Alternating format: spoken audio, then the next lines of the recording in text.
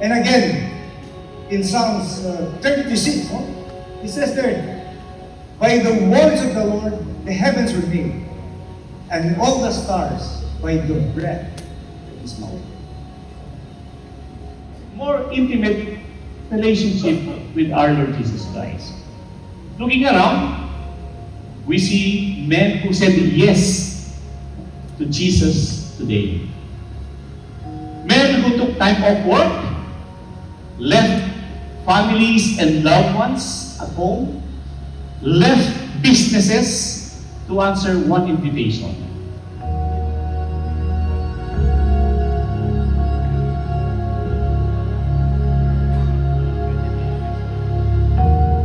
And it was about 4 in the afternoon. This is from when the first disciple asked Jesus where he was staying. He simply said, "Come and you will see."